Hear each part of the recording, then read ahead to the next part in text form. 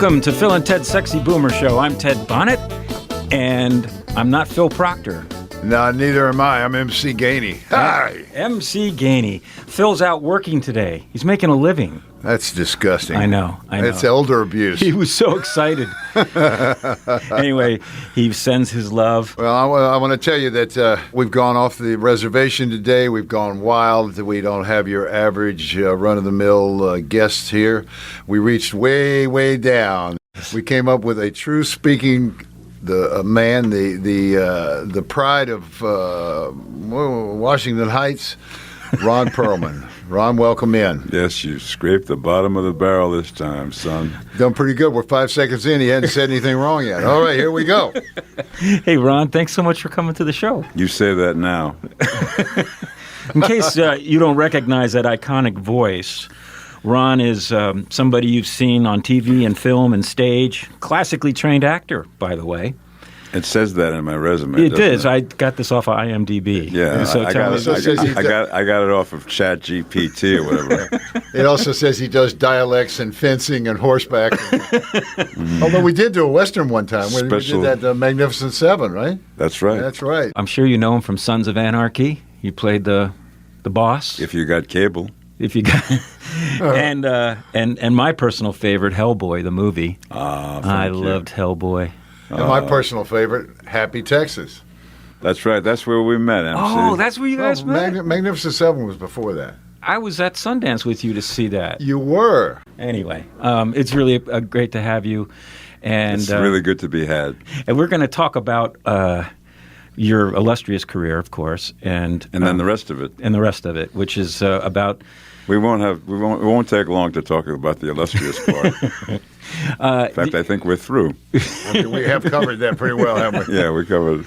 Pressing issues, Election Day, a week away. Mm-hmm. And I think that's worth. It's just you're such a wallflower about opinions on these things. And we're gonna have to. I try to keep to myself. Pull it out of you a little bit. It's not working, but I try. And also, you are outspoken about the state of the show business industry here in town in Hollywood. No, that's what I've heard. Huh? That's what I've heard. And I'd love to talk to you about your take on the industry now, which is almost undefinable. It's so difficult. It's astounding the state of the industry right now and where it is. I don't think anybody really knows. What do you think? I think I know. I know where the industry is in Albuquerque. I think I know where it is, and I think I know why it is. The question is, how do we dig our way back out? Mm-hmm. I've been grappling, not just me, but people like me who are obsessed with our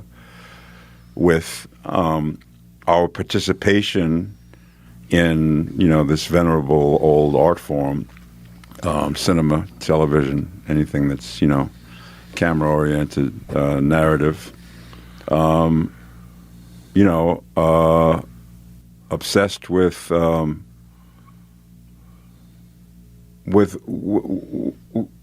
the difference between something that seems like a good idea at the time, but has no sustainable kind of legs, like the bet to be just nothing but home entertainment, which is what streaming is, and then. The notion, is storytelling bigger than that? Will it withstand these moments where some forces in the marketplace that seem like good ideas at the time but are completely myopic and unsustainable? Because we're so faced with what the new normal is, which is, streaming, it's almost impossible to imagine a way back out to return to, and I think that's a big conversation that people are having, like everybody's talking about, well, nobody's getting their entertainment this way anymore. The kids are on TikTok and they're on YouTube and they're on this and they're on that, and nobody's watching television, so it's, to me, the big question is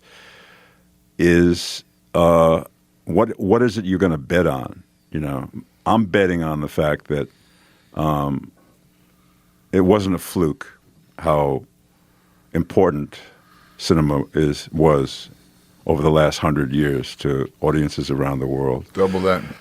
I'm betting on the fact that we are more beholden to the storytelling, which it's never been done better than it was with the invention of cinema, because that particular art form encompasses all of the other art forms. It's the only art form that encompasses all of the others, including philosophy, existentialism, music, painting, sound, fury, you name it, and narrative. And I'm betting that's holds more value than the current climate is indicative of or is reflective of. And I feel like we are.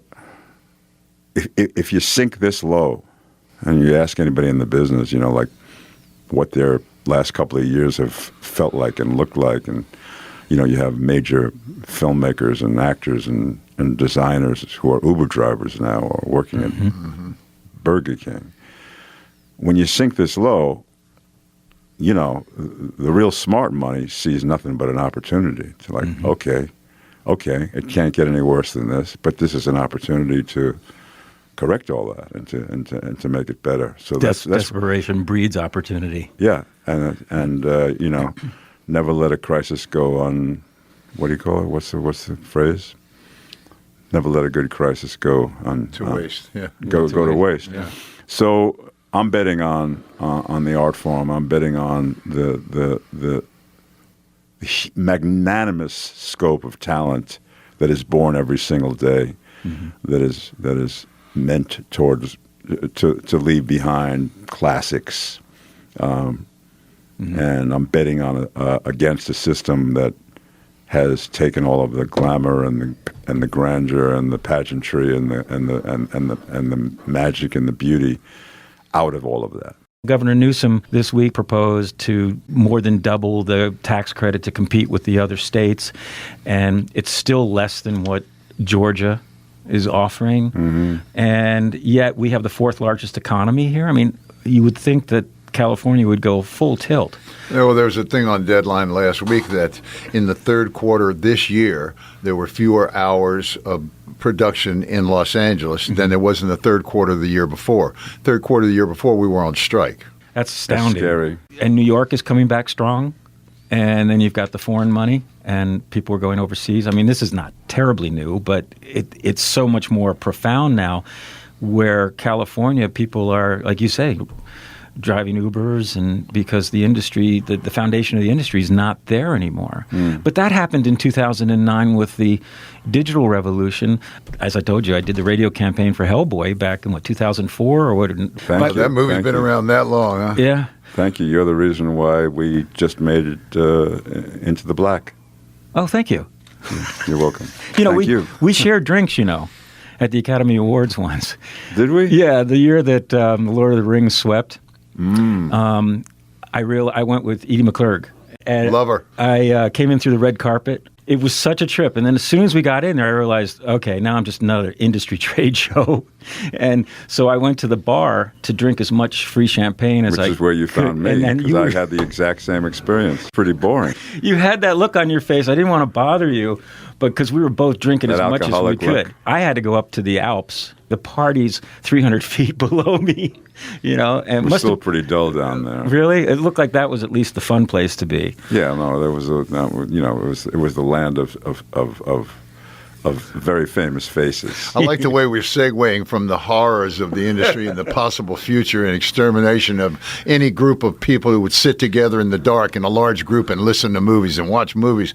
Is that ever going to happen again? But let's go back and remember how boring the Academy Party. Hey, this isn't called the Sexy Boomer Show for nothing. I'm all about that, baby. Yeah. Pinprick my little balloon, MC. Go ahead. Yeah, your balloon is not that small, sir, and my pinprick will hardly reach it. I will say that there are people. I know. I have a friend named David Poland who is a writer about films and sort of a critic. He's been around a long time, and he's seen 26 movies in the last 2 months. I mean, that's what he does. He sees movies, and I have no idea where he's seen them or if anybody ever was in any of those theaters besides him. But when he did a post last week listing all the movies that are coming out, I was blown away. How can we not be coming back when it's going to be hard to decide which 10 movies to name for Best Picture of the Year? There are some great movies in the pipeline right now headed right at us. And so what is it, the distribution model, the production Yeah, that's what I'm model? wondering. But maybe it's not just the production. Where we're going to make it. We're going to shoot it in Albuquerque or Atlanta. It doesn't really matter to me where I work. It's where am I going to be when I see it? And will I be in a theater with other people, or will it be forever sitting watching it at home? It comes down to societal norms now, how these personal devices have really divided us and separated us. We had Phyllis Katz in, who's one of the early groundlings, and in last week, and we were talking about improvisation would be a wonderful thing to incorporate into school curriculums because liberal arts are fading away. People don't think they can make money, so they're forcing STEM students to take liberal arts classes. Right, so they actually have to talk to each other. To learn socialization, to learn character, to learn judgment, to learn stories of life, not to repeat mistakes, classics. And the STEM students are loving it. They're successful programs. Well, they're doing it better than I did it. When I did improv, it always wound up with bloodshed. There's 6 people at a bus stop. Well, the first one that was going to stab somebody would be me. Another thing that gets me about it now is TV series that used to come in at 32 episodes, now come in at 6 or 8 or 10. And they drop a lot of money, and they hire a good cast, and they make them for 10 episodes. And it just makes me wonder if there will ever be a throwback show that would have 26, that's not a housewife show, that would have, and I mean Bravo's Housewives, I don't mean, will there ever be one that's a full order for a season again? Don't know. What do you think, Ron? Are we on the air? Yeah. No, I'm kidding. I just He took a nap. Oh, good morning. Yeah, you guys are talking, and it didn't resonate. touch me on any level. No, okay. No, I don't know what to make of any of it, but I feel as though we started to lose our way when the studios became one line on a corporate ledger sheet. Indeed. That had 207 other items, and that the only thing that would be sustainable about the studio's well-being and ability to exist would be what kind of quarterly profits they were putting up. So they became slaves to appealing to the lowest common denominator, and they became slaves to doing tentpole things that talked to audiences that heretofore were not the audiences that sustained the economically the industry, and little by little it just became more and more of a commodity, and it got peopled by people who knew how to run corporations and take care of quarterly earnings rather than families that had their name on the product, like the Warner Brothers and the Mayors and the Goldwyns and the Foxes and the Lemleys and stuff. I feel as though the only solution is a complete throw the whole model out and start again. And start with the notion that we're going to make films that we want to make for ourselves, and we're going to offer them in a way that is audience-friendly, but that hopefully will create some sort of a new way of looking at our culture, or not a new way, a revised old way of looking at our culture. And appreciate things so that we can return some of this stuff that's been left behind by just the fast food element of how our culture is made. You're still seeing great things on some of these streaming platforms because the talent has to go somewhere. But the bet is that as these streamers realize that now that they've decimated all of the revenue streams that used to fuel how a studio existed, which is theatrical sales, then home entertainment sales, then network sales, then cable sales, then foreign sales, but it's now down to just subscribers, and you're going to plateau because, once you got all the subscribers, there's nobody else to get. There's no more revenue to get, and you're still spending more than you're making. That's unsustainable. So it's got to be thrown out. That model has got to be drop kicked, and we have to resume to some sort of a place where artists are given a place to show their best stuff in the best way possible, which could, hopefully lead back to filling those theaters that are now empty. Yeah. And they're only empty because streaming happened in the like 2015, 2016, and then we had a pandemic, and it seemed like the greatest thing since sliced bread. And then the pandemic was over, and we're left with the fact that it's a mess. And they've cut back on all this production. The reason why people are driving Ubers and working at Burger King is that they've cut back on so much production because they realized they've killed the golden goose, or the goose that lays the golden egg, whatever the expression is. Yeah, see, this is a great moment because this is exactly where streaming has left us. This is the most depressing 23 minutes I've ever had in my life. What happened to the movies? Something came along. Two world wars came along. The movies continued to exist. People went and sat in the dark and watched movies. More than Depression ever. Came along, and my God, it was a godsend. And we managed to go through Vietnam and all kinds of other disasters, and there were always movies. And now there are no movies that we can go to a movie and see with a crowd. I don't know how you fix that. I mean, I think it fixes itself. I'm hoping it fixes itself. People will say, gee, I'd like to go out and see what it's like to sit in a room with 250 people and listen to them laugh. It's almost like a bygone era. I mean, at Disney Hall, it was crowded, but it was all old people. We're just in another era. We are. What we need is a different kind of entertainment. We need something that's filled with idiots and idiocy and comedy that makes you cry. Let's talk about your career, then, MC. You're listening to Phil and Ted's Sexy Boomer Show. Phil is out this week making a living, and he'll be back next week. And in his stead is the inimitable MC Gainey. Thank you for coming in, MC, and bringing to be here. Bringing Ron Perlman with you, our guest this week. And you wrote a memoir. I did. Tell us about that. Okay, so it was about 12 years ago or something like that. I was just around turning 60 at the time. There was a book agent canvassing talent agents all over and said, do you have any clients you think might want to write a book? And they said, well, Perlman never shuts up, so he's probably got a book in him. At least one. And they got me on the phone, and they said, have you ever contemplated writing a book? I said, no, I haven't. And they said, well, if you were in a situation where you could identify a point of view that connects to where you've been and what you've done, do you think you can come up with something like that? And I said, yes, I do. And it harkens back to everything we were talking about before, which is that I'm old enough to remember when all of the studios, not just movie studios, but television studios, radio stations, were all family-owned. They were all mom and pop. And during my first 10 years on the planet, all these studios, for one reason or another, began to falter financially. So you have Sony coming in and buying MGM, and then you have Gulf and Western coming in and buying globalization, Paramount.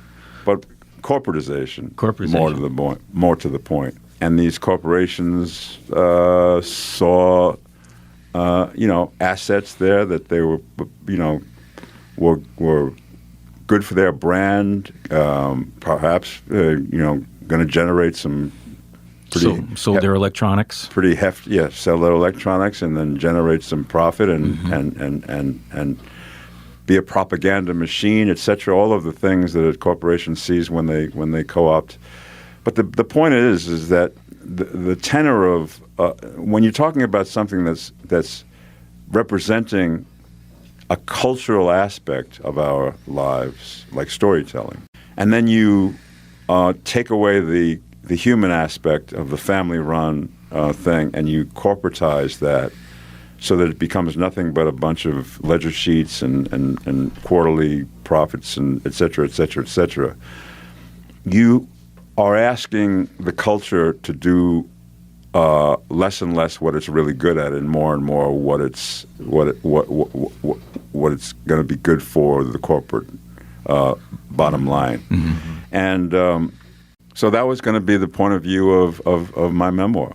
And it's a normal memoir. It talks about how I started. It talks about my influences. It talks about how I lost my dad when I was 19, and how from that moment on I carried all his aesthetic with me, the movies he turned me on to, the music he turned me on to.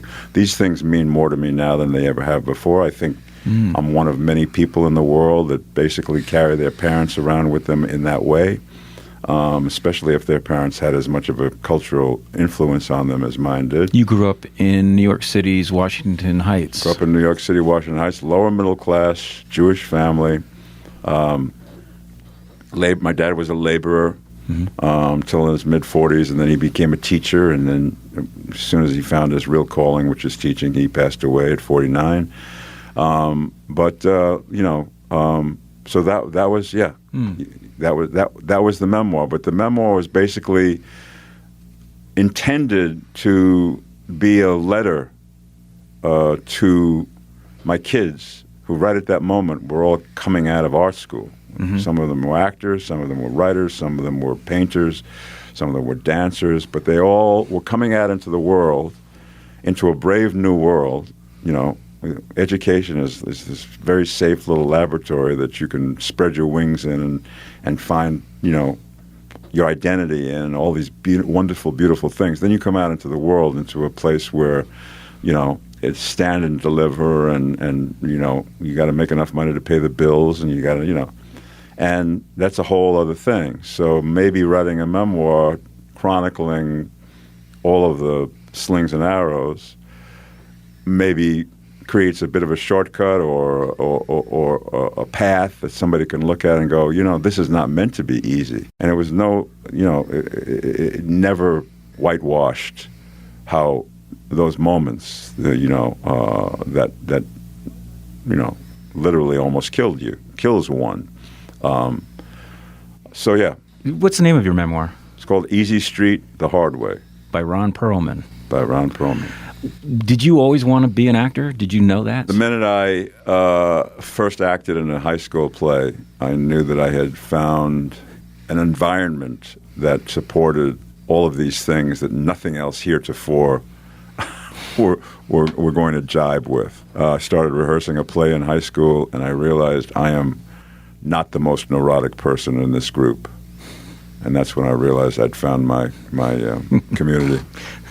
And did you start on the stage in New York? Started on the stage in New York, did 2 years high school, 4 years college, 2 more years of grad school, got a master's degree at University of Minnesota in theater. And by the time I had finished, I had 8 years of stage training just by going to school, and then decided to cut the umbilical cord, move to New York, and start eating ramen, as one does. Driving a yellow cab. Ah, the good old days. Mm-hmm. Yeah. You started with a stage career? Started with a stage career. So with that kind of training behind you, it was a leap to professionalism was within grasp.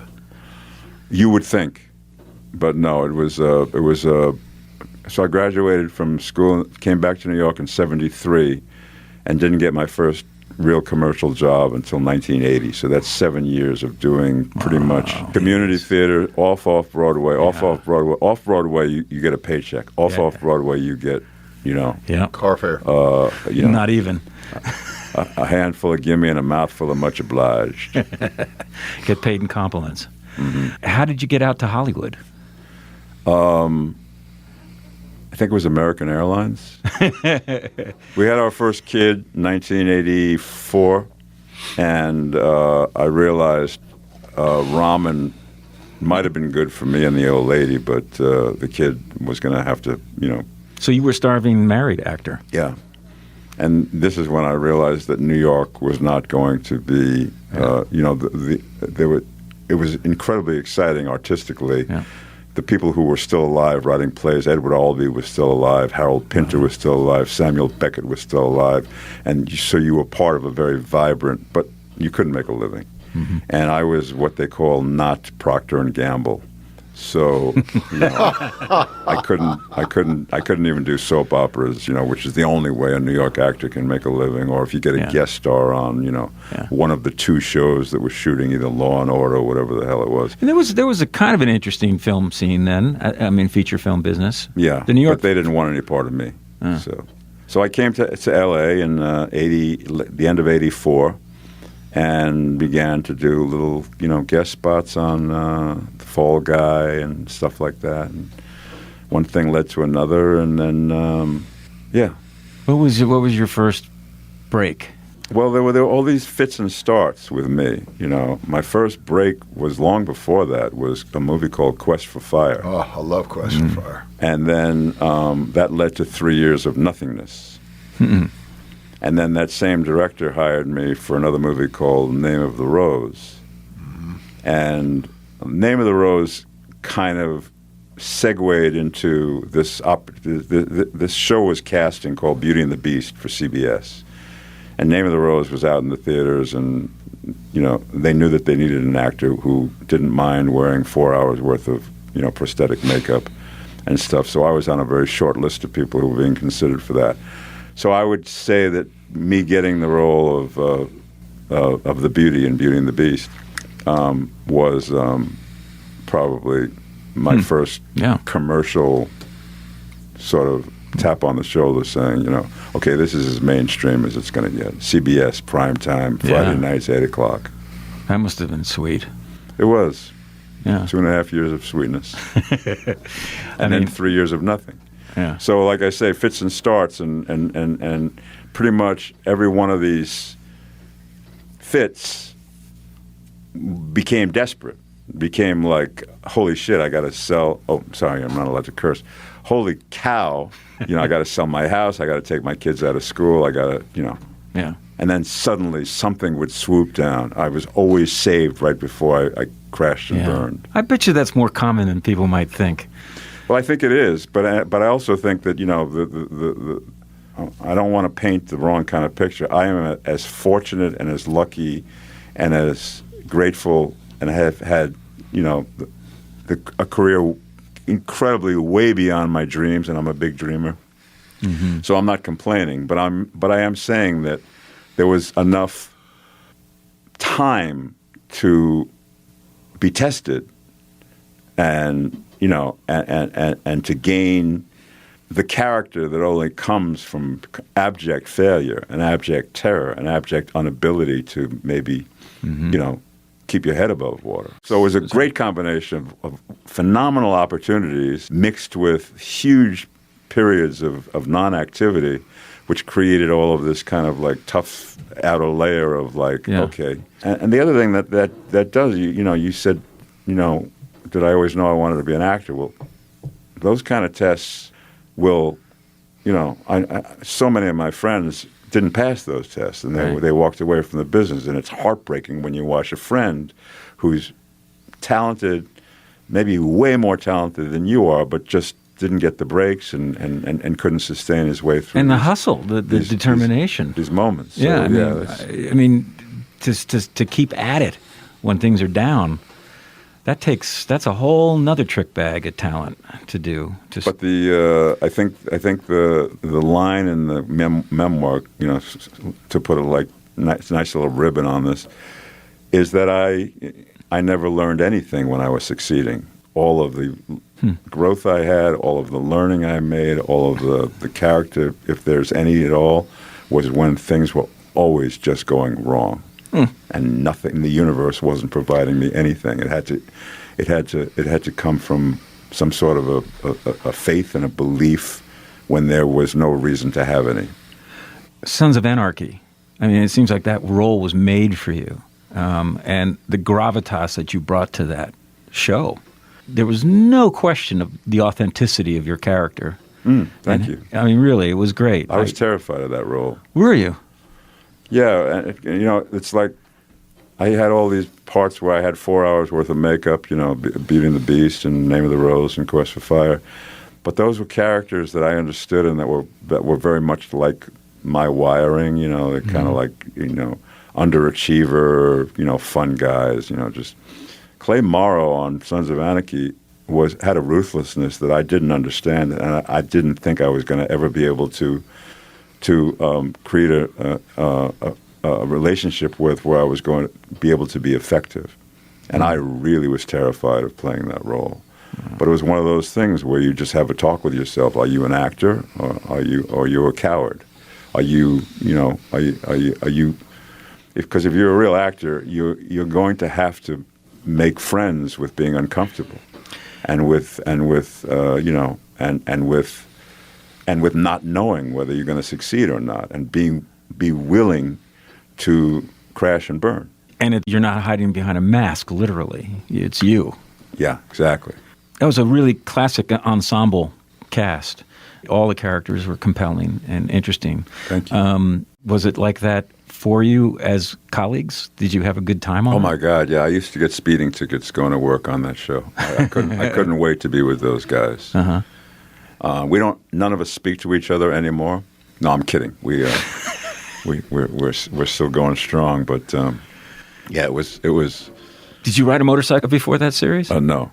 Ah. And not since. And that wasn't scary to you? That was very scary to me. Yeah, I would imagine. Yeah. And Hellboy. Hellboy was an interesting movie. And I say I know it so well because I had to work it, and what I had to do was flush out moments to portray in 30 to 60 seconds all the highlights of the movie. And what you brought to that character was terrific. It was the reluctant hero who is dealing with all the repercussions of being a superhero. It's not as easy or fun as it looks. That's kind of the drift I got. It's a lot of humor in that movie, and it was in your line reads. Guillermo del Toro, who fought for 7 years to get me that role, none of the studios, were sympathetic to the idea of a character actor who really hadn't created a brand for himself, be handed something that could have turned into be a studio franchise.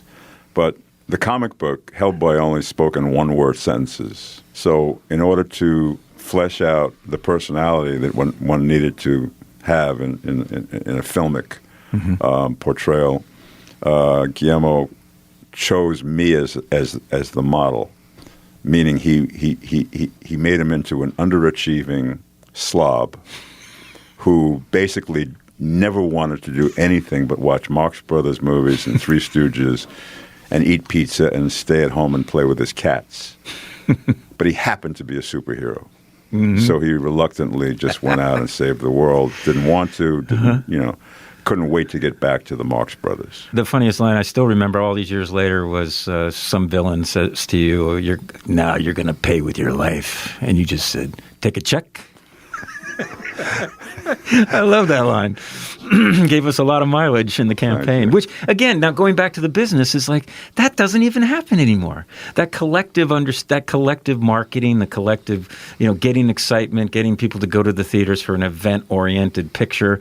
Those marketing people who were making $900,000 a year, by 2011, they were sleeping in cars. I mean, I don't know about you, MC, but, in these last few years, since streaming has become the tail that's wagging the dog, I was in a movie that very well should have been a perennial movie that played for 4, 5, 6 months in the theaters, then another 3 or 4 months before it hit television, etc., and that you would watch once a year with your family. It was called Don't Look Up. It was an Adam McKay film. Very, very smart film. Phenomenal cast. Meryl Streep, Leo, Jennifer Lawrence and stuff. But because it was on streaming, it was so unmagical. It had a great following for about 3 days. And the thing that is roiling all of us about this new normal and why we absolutely have to figure out a way to leave it behind us, and I think the point I was trying to make earlier is we have to act like it never happened. And we have to have the courage and the patience to be able to go, this may take a while to undo what these last few years have trained us to do, which is basically stay in our pajamas and have everything brought to us. Right. But what that has done in terms of the quality of our lives, the ability to leave the house with the little woman and go and spend 2 hours in a darkened theater with 2,000 strangers and walk out transformed, that's more than just cultural. Yeah. That's kind of like a layer that it doesn't hurt that while you're watching that movie, you're also realizing that, oh, these people are going through the same stuff I'm going through in my life. That's why I love this movie so much. And you're noticing that all of the people in this dark room who you never met before are laughing and crying in the same places you are. And now you're part of a collective consciousness. So when you contract the whole thing of it and turn it ordinary so that you can, you take all of the pageantry out. Look at the Radio City Music Hall. That's one of about 1,000 theaters across the United States that was built to mirror what our movie-going experience was meant to be. It's chandeliers, it's vaulted ceiling, gold gilt, it's 4,000 seats, it's magical sound. Those theaters still exist all over the United States, but that's how we used to think of our culture. Yeah. And now we're sitting in our sweatpants and having everything brought to us like it's Chinese food. That's depressing. Well, but it's unsustainable, and we have to act as if it never happened. That's the only way out of this. So what do you think? I think you have to create an environment which puts all of the pageantry and all of the magic and all of the speciality back into it. How are we going to do it? I don't know. I'm working on something. I'm not far enough along yet in order to publicly talk about it, but I know it has to do with making sure that we don't do any of the things that are being done now. And you create an environment where every artist in the world wants to be.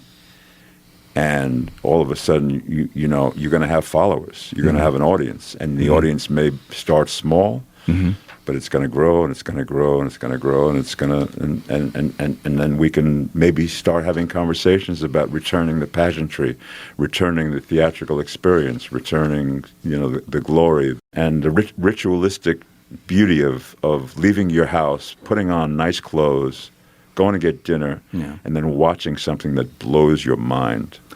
Or if it doesn't, go the following night and see something that does. But it's all of a piece here. So you talk about the memoir, which basically chronicles how corporatization was the beginning of the dehumanization of mankind, because the ability to work in a mom and pop, which if it was a good restaurant or a good business, some corporation saw how good it was doing and bought it up.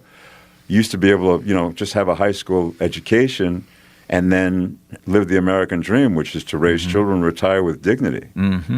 But because you can't do that anymore, because you're living in corporate America where, 99% of the profits go into the hands of 10 people, and the rest of us can go ourselves, which I can't say on public radio. But this is why you get Trump, is because everybody is so angry. And they don't know what to do with their anger, but they have a good reason to be angry. Absolutely. Because they have been passed by for corporate greed and for the fact that everything is a number. There is no such thing. The only way these corporations can hold sway over the world is to let you think that you don't have any value. Right. Well, isn't it interesting that that rage that you're talking, that outrage, which is genuine, is being channeled by the very perpetrators to convince these people to vote against their interests by voting for Trump when you see who he fronts, who he represents. He's just a desperate, convicted felon trying to stay out of jail. He'll take money from anyone. He'll take influence from anyone. It's working. It's kind of shocking. You get out of the L.A. bubble. I was in Utah last week, and I spoke to a young man who's very successful at business, hardworking, terrific, some guy I hired to do some work, and he was fantastic. But he wanted to talk politics. And he came of age and voted for the first time for Trump. And he's got a 5-month-old baby, and he's the only one in his friend group that has a baby and a townhome that he spent $500,000 for. And he's angry about that. And he's voting for Trump. And I said, well, and we had a long, it was really kind of a delight to speak to somebody, in a civil way for over an hour about where I could kind of pry and find out why Trump? And I realized that what you had is, because he came of age in the Trump era, he has not experienced democracy as we knew it. And he has also ingested 10 years of propaganda, much of it from outside hostile nations that have manipulated our social media. And when we started getting into the thread of it, and it was like, oh my God, I can't penetrate the concrete. It's like, it's a stratified. Yeah, it's radicalized. I can't imagine talking to somebody who voted for Trump for an hour without choking them half to. If he's bought into that, he's too stupid. Well, it's time to thin the herd. There's a reason for it. You have to accept the reason for it. I don't agree with it. This is a very formidable issue we're dealing with next week, because there's a generation that had the food taken off their plate. They don't even understand how it was taken off their plate, and they are angry. They just know they're angry, and they know they need to. They think lash they're out angry now. Give that guy the wheel 4 more years, and you'll see some anger. Ron, thank you. It's my pleasure. Really, thank you. We'd love to have you back. I feel we only scratched the surface here. Yeah, no. We even talk about culturally. Chapter 1. Yeah. Would you come back? I will come back, and I hope the thing that we're talking about is a little bit further down the road. And I hope when I come back that we'll have our first female president. I'm absolutely sure we will, and we can talk about all those things. But this place is worth fighting for, and this place is worth getting a little bloody for, because it's the worst form of government on the planet, except for all the others. Yes, that's what somebody said. Good point. Well, thanks so much, Ron Perlman, and thank you, MC Gainey, guest host. You're very welcome. You were fabulous, and thanks to our listener out there. And please vote next week.